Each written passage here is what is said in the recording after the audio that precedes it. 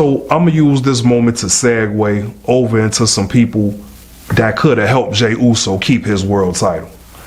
That being his little brother, Solo Sikoa, and his cousin, Jacob Fatu, that oddly enough are now in a feud with each other.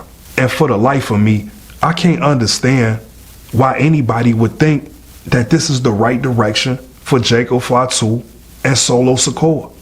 For me, they're better together.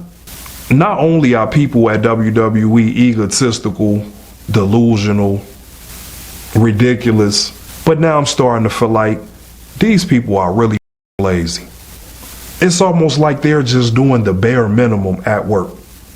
And we've all had jobs where we've seen employees and coworkers do exactly that. Why is that always a thing in WWE?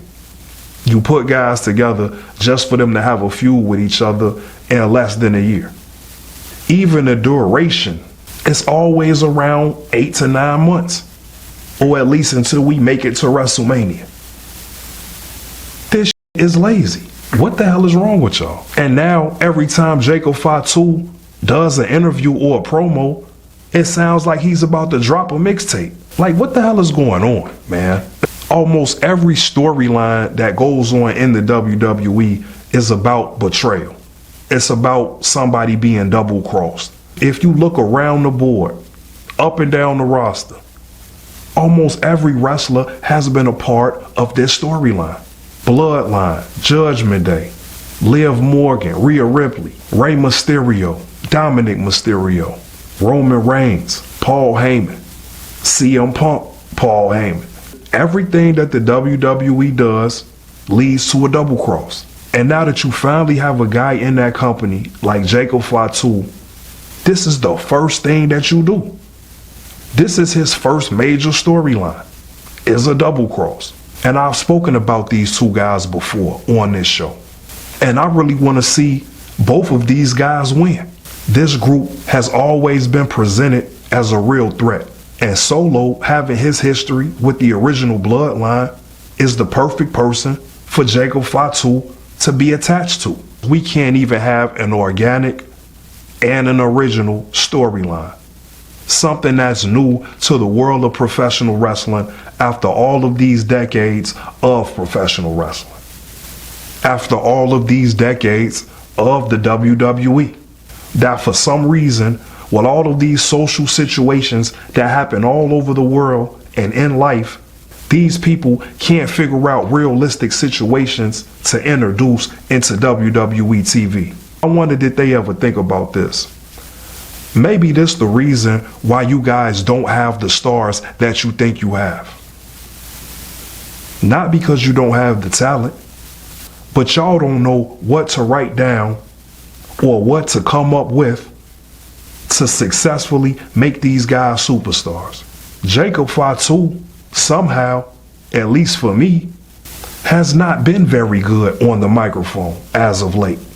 His first month in that company, I think I was more excited of him just being in the WWE. Jacob Fatu's promos have been diluted with WWE's formula. When I spoke about these two guys before, I was concerned that Solo Sikoa was being overshadowed by Jacob Fatu.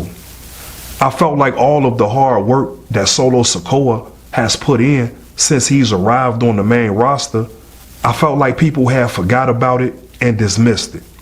I root for the wrestlers that I see put in the work and that I see are trying to step up to the challenge. Solo Sikoa has improved leaps and bounds. He's always been decent inside of the ring, but now the promo work is really starting to come together. For the past 2 weeks, his promos on SmackDown have been perfect. I don't say that word too often, and I don't say it lightly. Solo's last 2 promos over the past 2 weeks have been perfect. It's finally starting to click for Solo, and I'm so proud to see it. This is one of the things that make me a fan of professional wrestling, is seeing guys start from scratch and put in the work to develop their character, to become a superstar. Solo wasn't very strong on the mic originally. When we really think about it, it's only been about 2 years.